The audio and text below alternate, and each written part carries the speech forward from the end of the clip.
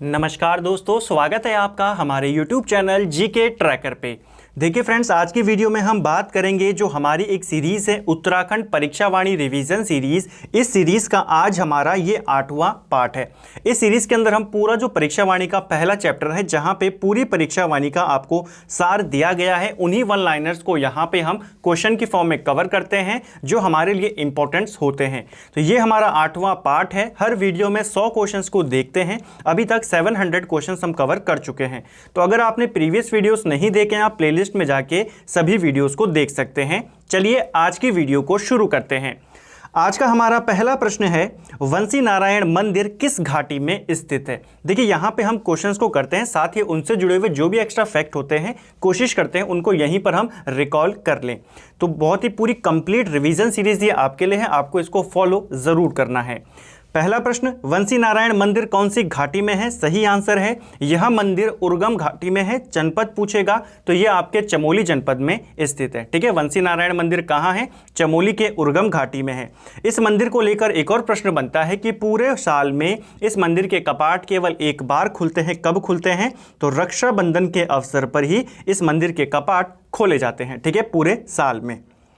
Next question है, नंदा देवी मंदिर कहाँ स्थित है। देखिए नंदा देवी जो ये मंदिर है ये आपके कुरुड़ चमोली में स्थित है। वैसे उत्तराखंड में अलग अलग जनपदों में है नंदा देवी मंदिर स्थित हैं। ठीक है, लेकिन ये जो कुरुड़ वाला नंदा देवी मंदिर है आपको याद करना है इसकी लोकेशन, क्योंकि जो बड़ी नंदा राजात यात्रा होती है वो तो 12 वर्षों में एक बार होती है, लेकिन छोटी नंदा राजात यात्रा प्रत्येक वर्ष आयोजित की जाती है और वह यहीं से शुरू की जाती है। ठीक है, तो उसका आयोजन कहां से होता है, कुरुड़ से ही होता है।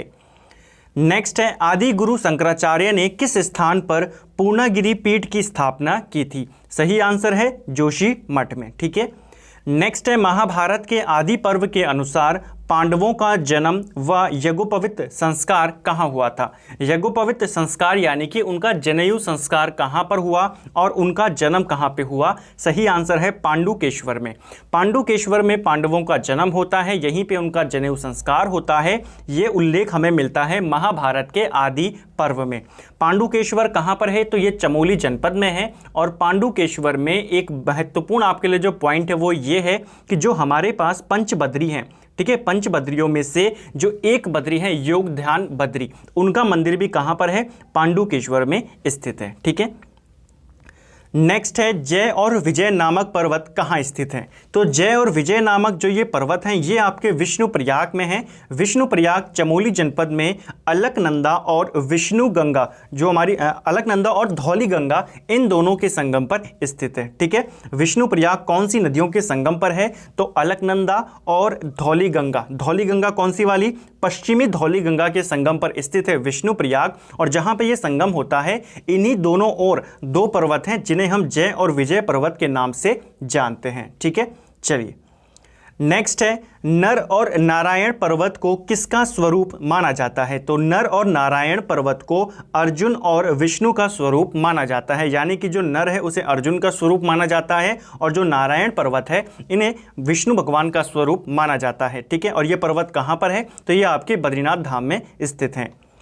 नेक्स्ट है, शंभु और निशंभु नामक पर्वत कहाँ स्थित हैं। तो शंभु निशंभु पर्वत जो हैं ये आपके नीलकंठ महादेव के नज़दीक हैं, पौड़ी गढ़वाल में। ठीक है, लक्ष्मण बूटी के लिए प्रसिद्ध द्रोणगिरी नामक पर्वत कहाँ है। तो द्रोणगिरी नामक जो आपका पर्वत है, आपने पढ़ा होगा द्रोणगिरी पर्वत, ये आपके चमोली जनपद में है। लेकिन ध्यान रखना चमोली के अलावा अल्मोड़ा जनपद भी यहाँ पे बताया गया है कि द्रोणगिरी नाम का एक पर्वत आपका चमोली में है, जो कॉमन है, आपको बुक में मिल जाएगा। लेकिन यहाँ पे अब आपको अल्मोड़ा भी याद करना है अगर पूछ लिया जाए कि चमोली के अलावा कहाँ पर है। ठीक है, नेक्स्ट है, 7 पहाड़ियों से घिरा वह सिख तीर्थ स्थल जिसे हिंदुओं के लोकपाल या दंड पुष्करणी तीर्थ का भी गौरव प्राप्त है, कौन सा है। तो ऐसा कौन सा तीर्थ स्थल है जो सिखों के लिए भी पवित्र है और हिंदुओं के लिए भी पवित्र है, वो है आपका हेमकुंड साहिब। ठीक है, हेमकुंड साहिब, इसको स्वर्ण कुंड भी कहा जाता है, चमोली जनपद में है। और साथ ही यहाँ पे जो ये हेमकुंड साहिब है ये पहले हिंदुओं का प्रमुख तीर्थ था। यहाँ इसको सिख तीर्थ के रूप में कब स्थापित किया किया गया, तो ये सिख तीर्थ के रूप में प्रसिद्ध हुआ 1930 में। तो ये पॉइंट भी आपको याद करना है। और जो हेमकुंड साहिब है यह कितने पर्वतों से, कितनी पहाड़ियों से घिरा है, तो यह 7 पहाड़ियों से घिरा है। ठीक है, चलिए एक क्वेश्चन आपके लिए है जिसका आंसर आपने मुझे अभी कमेंट करके बताना है कि नारद मुनि ने किस स्थान पर भगवान विष्णु की पूजा करी थी। तो ये कमेंट करके आपने मुझे बताना है। इस क्वेश्चन का आंसर मैं आपको वीडियो में आगे बताऊंगा। ठीक है, जिसको भी इसका आंसर पता है कमेंट करके जरूर बताएं कि नारद मुनि ने भगवान विष्णु की पूजा जो करी वो किस स्थान पर करी थी। ठीक है, नेक्स्ट है नरकंकाल के लिए प्रसिद्ध कुंड कौन सा है। तो नरकंकाल के लिए प्रसिद्ध है आपका रूपकुंड। रूपकुंड चमोली में है और यहां से जो ये कंकाल मिले थे ये पहली बार 1942-43 में मिले थे। ठीक है, पहली बार कंकालों की खोज कब की गई, 1942-43 में की गई। बाद में 1956 से लेके 1958 के बीच इन कंकालों के ऊपर शोध किया गया स्वामी प्रणवानंद के द्वारा। उन्हीं के द्वारा इस कुंड को, रहस्यमय जो ये कुंड है, इसे दुनिया के सामने लाया गया। यानी कि रूप कुंड को प्रसिद्ध करने का श्रेय किसको जाता है, तो स्वामी प्रणवानंद को जाता है। ये पॉइंट भी आपको याद करना है। ठीक है, रूप कुंड को रहस्यमय ताल भी कहते हैं। नेक्स्ट है गंगोत्री व यमुनोत्री के कपाट कब खोले जाते हैं। तो गंगोत्री और यमुनोत्री के जो कपाट खोले जाते हैं ये वैशाख शुक्ल तृतीया को खोले जाते हैं। इसी को अक्षय तृतीया भी कहा जाता है और बेसिकली ये अप्रैल और मई के महीने में आता है। ठीक है, और बंद कब हो जाते हैं कपाट, तो इनके कपाट दिवाली के बाद भाई दूज के दिन ये कपाट जो है बंद हो जाते हैं। ठीक है, शीतकाल में। नेक्स्ट है शीतकाल में यमुनोत्री माता के दर्शन कहाँ होते हैं। तो शीतकाल में यमुनोत्री की पूजा कहाँ पे होती है, ये होती है खरसाली ग्राम में, जो कि उत्तरकाशी जनपद में आता है। ठीक है, खरसाली में होती है। अगला है शीतकाल में गंगोत्री माता के दर्शन कहाँ होते हैं। तो शीतकाल में गंगोत्री धाम की पूजा मुखवा गांव में होती है। ये उत्तरकाशी में है। मुखवा गांव में एक मंदिर है मार्कंडेय मंदिर, तो यहाँ पर पूजा होती है गंगोत्री माता की शीतकाल में। ठीक है, नेक्स्ट है बद्री विशाल माता मूर्ति व भूमियाल घंटाकर्ण मंदिर कहाँ स्थित है। यानी कि बद्रीनाथ जी की जो माता है उनकी मूर्ति मंदिर और घंटाकर्ण मंदिर किस स्थान पर हैं, तो ये आपके माणा में स्थित हैं। घंटाकर्ण की एक बिना धड़ की मूर्ति कहाँ स्थापित है, तो ये स्थापित है आपके बद्री विशाल परिसर में। बद्री विशाल परिसर यानी कि जो बद्रीनाथ धाम है। ठीक है, मुख्य बद्रीनाथ धाम।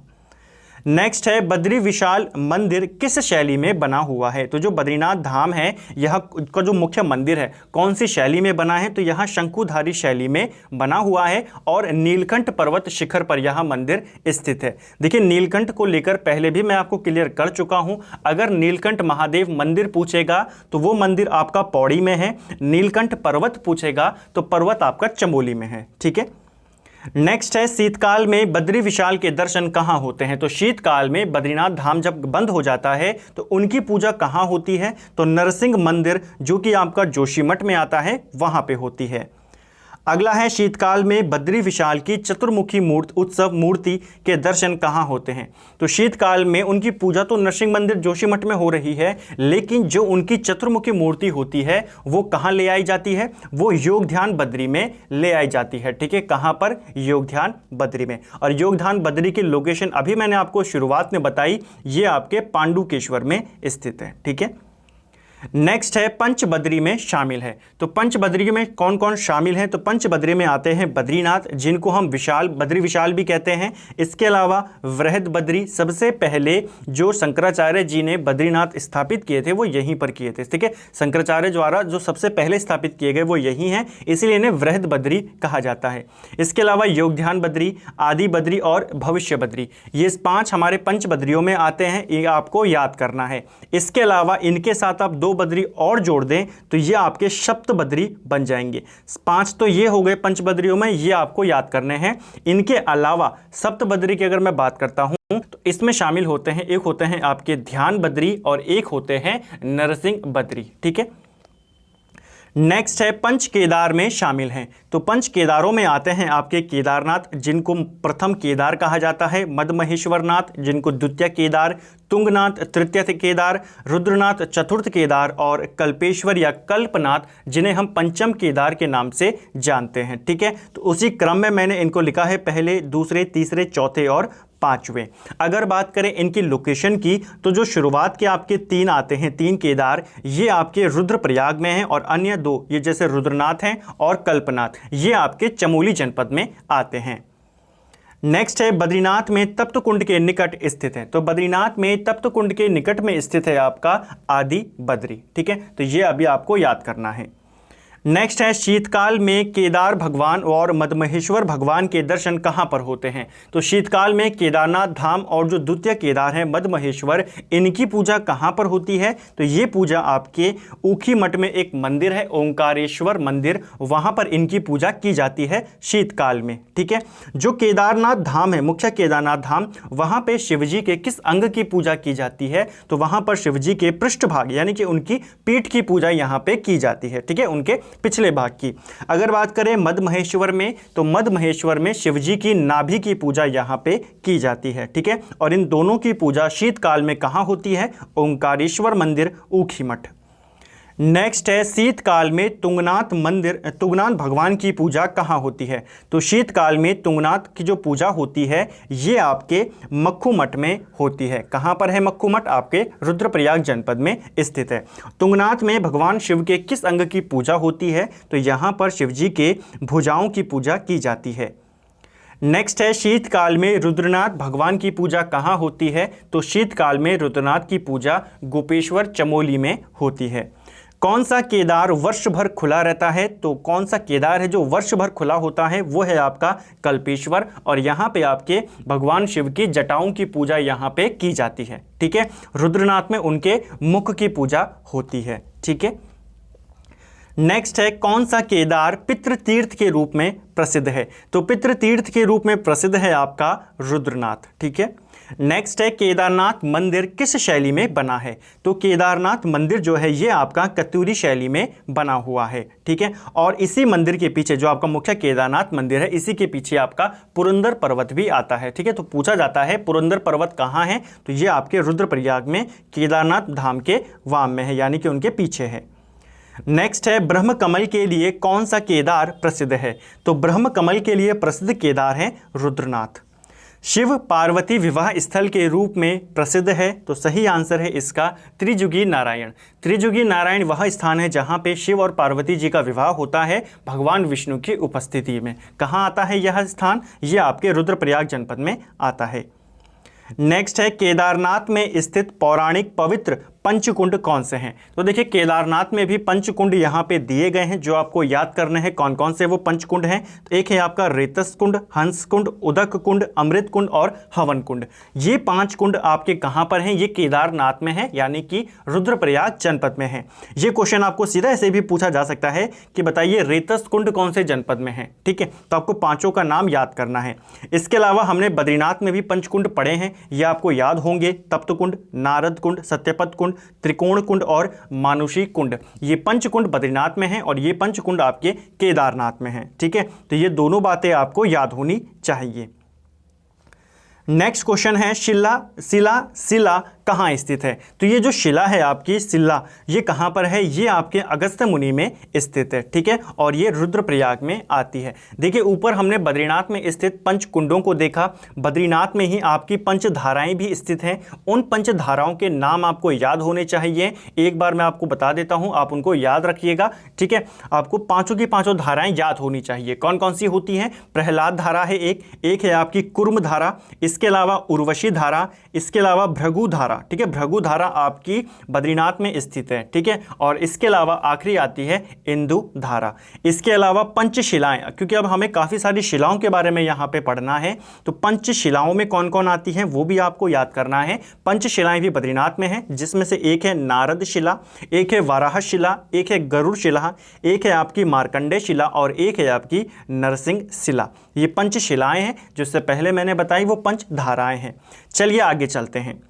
नेक्स्ट है दिव्य शिला, भैरव शिला और भृगु शिला कहाँ स्थित हैं। तो देखिए जो दिव्य शिला है, भैरव शिला है और भृगु शिला, ये आपके केदारनाथ में स्थित हैं। जो ये दिव्य शिला है ये पहले उपस्थित वहाँ पे नहीं थी। 2013 में जो बाढ़ आई थी, जो आपदा आई थी, उसी के बाद ये दिव्य शिला वहाँ पर आई है। ठीक है। इसके अलावा भैरवशिला और भृगुशिला ये आपके केदारनाथ में है। देखिए अभी आपको एक क्वेश्चन मैंने ऊपर बताया पंचधारा, तो अगर आपको पूछेगा भृगुधारा कहाँ है तो भृगुधारा बद्रीनाथ में है, भृगुशिला आपकी केदारनाथ में है, कंफ्यूजन नहीं करना, ठीक है। नेक्स्ट है कालशिला, प्रेतशिला, नारदशिला, ये कहाँ पर हैं तो कालशिला, प्रेतशिला, नारदशिला ये आपके रुद्रप्रयाग जनपद में स्थित हैं। इनके अलावा एक और शिला है चंद्रशिला, ये भी रुद्रप्रयाग में है। रावणशिला ये भी आपके रुद्रप्रयाग में स्थित है, ठीक है। रावणशिला आपके तुंगनाथ रुद्रप्रयाग में आती है।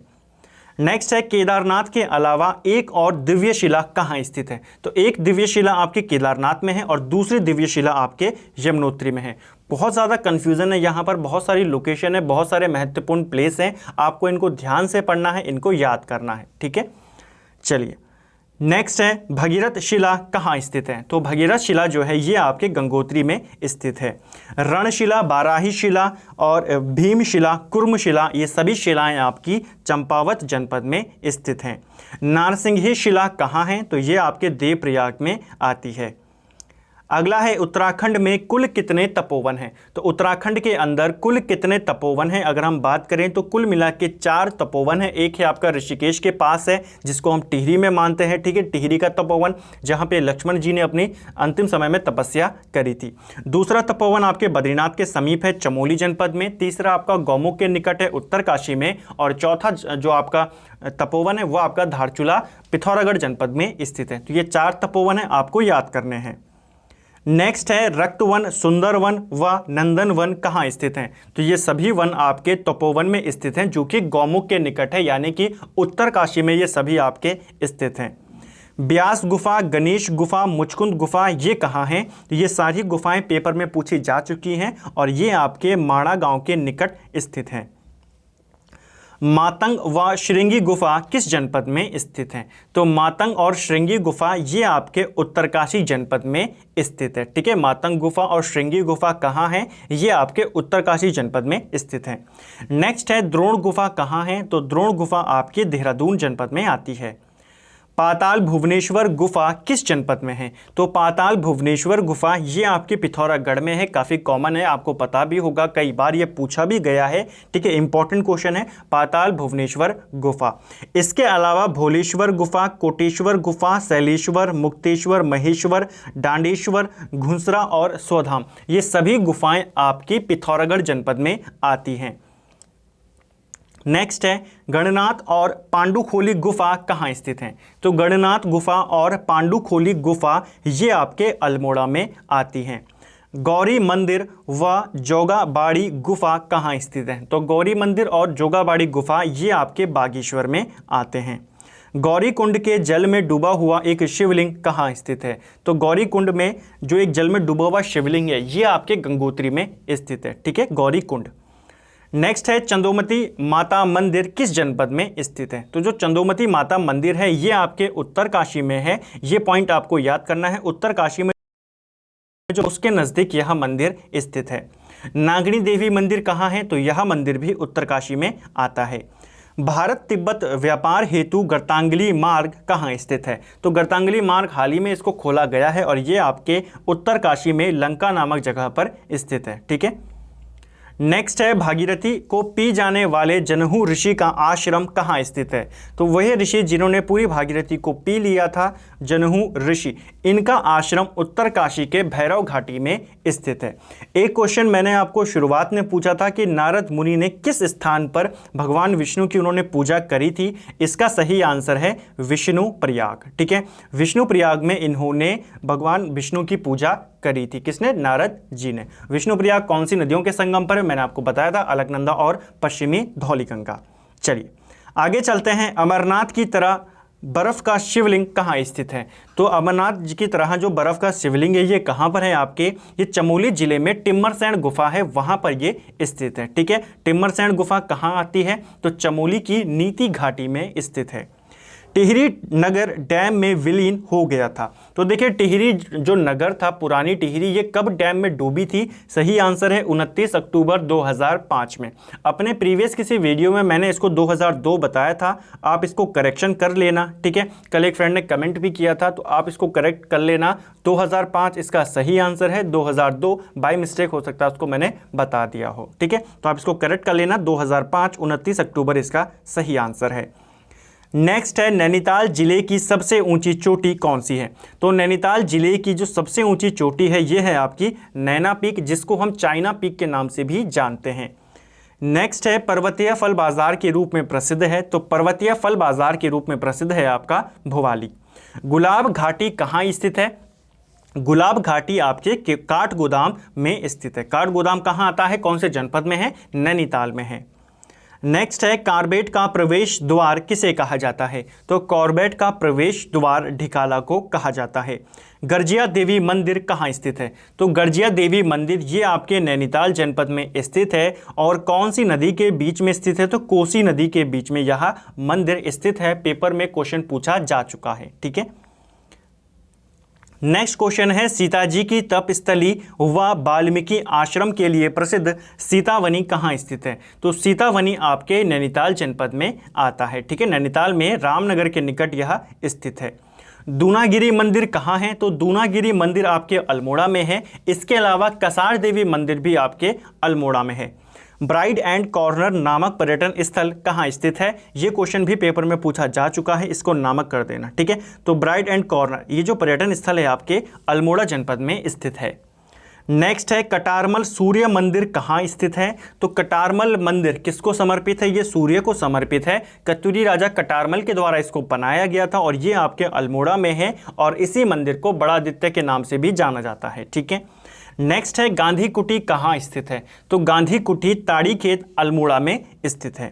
कत्यूरी शासकों की अधिष्ठात्री देवी कौन है? तो कत्यूरी शासकों की जो अधिष्ठात्री देवी हैं ये है कोट भ्रामरी देवी और इनका एक मंदिर है बागेश्वर जनपद में, ठीक है।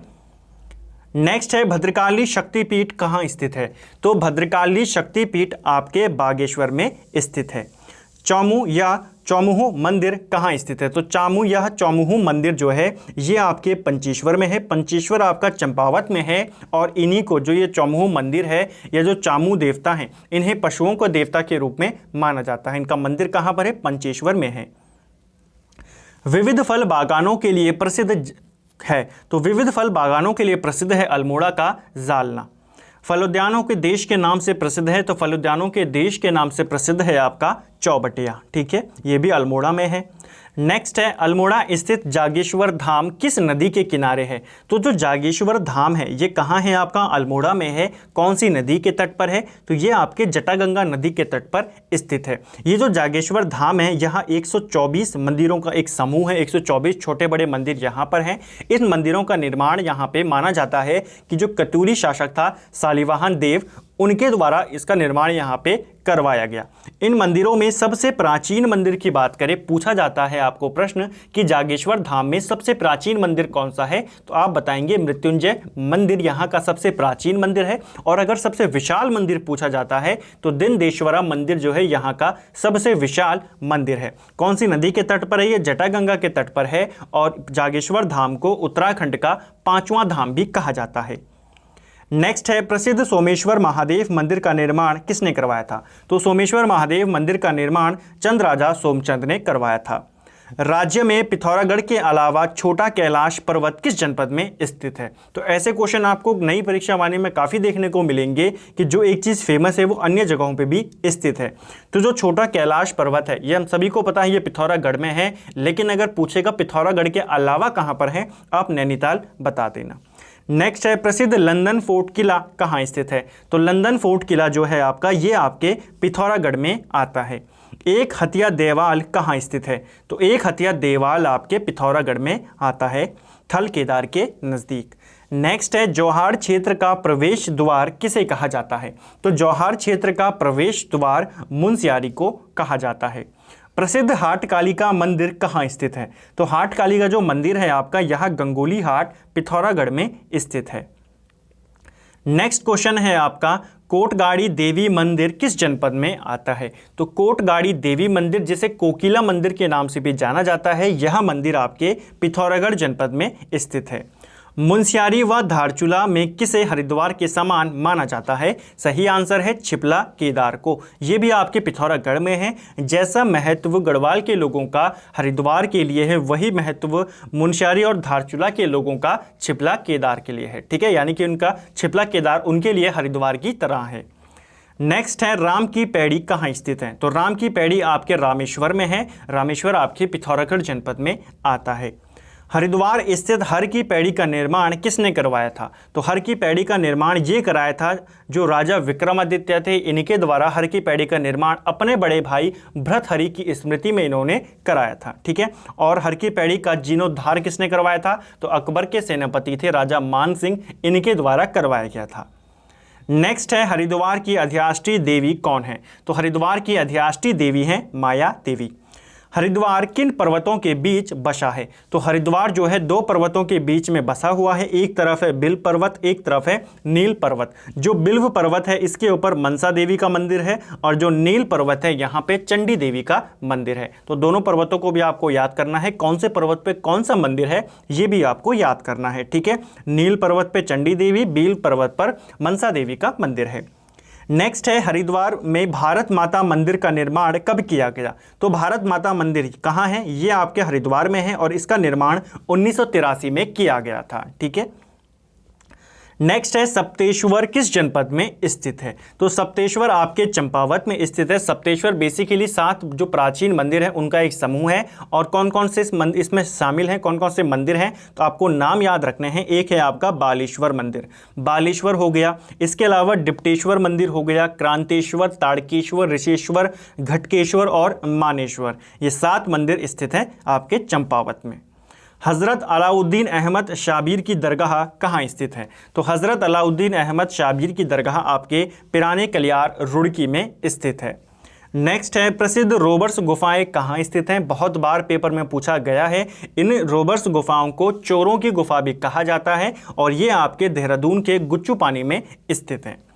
नेक्स्ट है, ऋषिकेश में महर्षि महेश योगी द्वारा 84 कुटिया की स्थापना कब की गई थी? तो 84 कुटिया आपकी कहाँ हैं? आपके ऋषिकेश में है। किसने स्थापित करी थी? महेश योगी ने इनको स्थापित किया था 1967 में। ठीक है, उसके बाद 1985 में इन कुटियाओं को बंद कर दिया गया। यहाँ पे लोग ध्यान लगाते थे, लेकिन 1985 में इनको बंद कर दिया गया, और 2015 में इनको दोबारा से खोल दिया गया। राज्य में सर्वाधिक ऊंचाई पर स्थित मंदिर कौन सा है? तो राज्य में सर्वाधिक ऊंचाई पर स्थित मंदिर की अगर हम बात करते हैं तो वो है आपका तुंगनाथ मंदिर, जो कि रुद्रप्रयाग में स्थित है। प्राचीन मंदिरों में राज्य का, इसको क्या करते ना, प्राचीन मंदिर में राज्यों का सबसे बड़ा मंदिर कौन सा है? अगर हम प्राचीन मंदिरों की बात करें तो उसमें आता है आपका गोपेश्वर शिव मंदिर। ठीक है, जो गोपेश्वर का मंदिर है वो यहाँ पे आता है। हरियाली देवी मंदिर कहाँ स्थित है? तो हरियाली देवी मंदिर आपके रुद्रप्रयाग में स्थित है। ठीक है, कालिदास की जन्मस्थली माना जाता है। तो कालिदास का जन्म कहाँ हुआ था? कालिदास का जन्म रुद्रप्रयाग में काली मठ के पास एक जगह है कविल्टा, तो कविल्टा नामक जगह पर होता है। कविल्टा नामक जगह कहाँ है? तो ये काली मठ के समीप है, रुद्रप्रयाग जनपद में स्थित है। नेक्स्ट है, अंगाली देवी को समर्पित अंगाली मठ कहाँ स्थित है? तो अंगाली मठ जो है आपका टिहरी गढ़वाल में स्थित है। ठीक है, टिहरी गढ़वाल में ये आता है। चंद्रबदनी देवी मंदिर किस पर्वत पर स्थित है? तो चंद्रबदनी देवी मंदिर जो है आपका चंद्रकूट पर्वत टिहरी गढ़वाल में आता है। सुरकंडा देवी मंदिर कहाँ है? तो ये आपका कट्टूखाल टिहरी गढ़वाल में स्थित है। नेक्स्ट है, कुंजापुरी देवी मंदिर कहाँ स्थित है? तो कुंजापुरी देवी मंदिर ये आपके नरेंद्र नगर टिहरी जनपद में आता है। टिहरी नरेश के नरेंद्र नगर के पास जंगल में स्थित महल को क्या कहा जाता है? तो जो टिहरी के नरेश थे, इन्होंने नरेंद्र नगर में, नरेंद्र नगर के पास जो जंगल है वहाँ पर एक महल बनवाया था, जिसे अब वर्तमान में आनंद स्पा के नाम से जाना जाता है। नेक्स्ट है, कंडोलिया पहाड़ियों की ढाल पर बसा है। सही आंसर है हमारा श्रीनगर।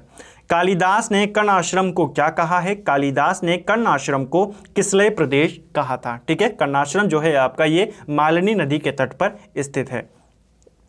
प्रसिद्ध कमलेश्वर मंदिर कहाँ स्थित है? तो जो आपका कमलेश्वर मंदिर है, बहुत बार इसकी लोकेशन पूछी जा चुकी है। ये आपके पौड़ी गढ़वाल में आता है, ठीक है। पौड़ी गढ़वाल में स्थित है आपका कमलेश्वर मंदिर। यहीं पर भगवान राम ने शिव जी की 1000 कमल पुष्पों से पूजा करी थी और यही स्थान पर, यही वो स्थान है जहां पे उन्होंने अपनी एक आंख शिव जी को भेंट कर दी थी, ठीक है। कमलेश्वर मंदिर पुत्रदाता मंदिर के रूप में भी प्रसिद्ध है। कालिका माता मंदिर कहाँ स्थित है? तो ये मंदिर आपके पौड़ी गढ़वाल के ही बीरोखाल में स्थित है। नेक्स्ट है, उत्तराखंड की रक्षक देवी मानी जाती हैं। सही आंसर है, धारी देवी को उत्तराखंड की रक्षक देवी माना जाता है। इनका मंदिर आपके श्रीनगर में है।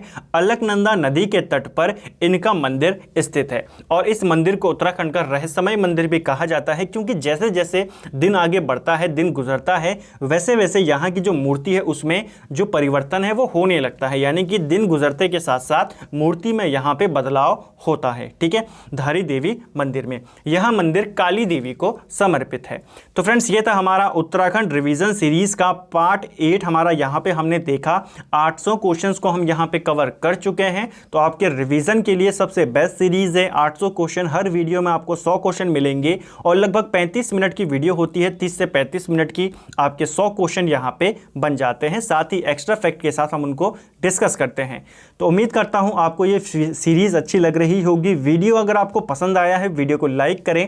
चैनल पे नए हैं तो चैनल को सब्सक्राइब करें। पुराने हैं तो लाइक करके शेयर करें अपने दोस्तों के साथ और ज़्यादा से ज़्यादा अपने फेसबुक पर, अपने व्हाट्सएप पर इसको शेयर करें। Thank you friends.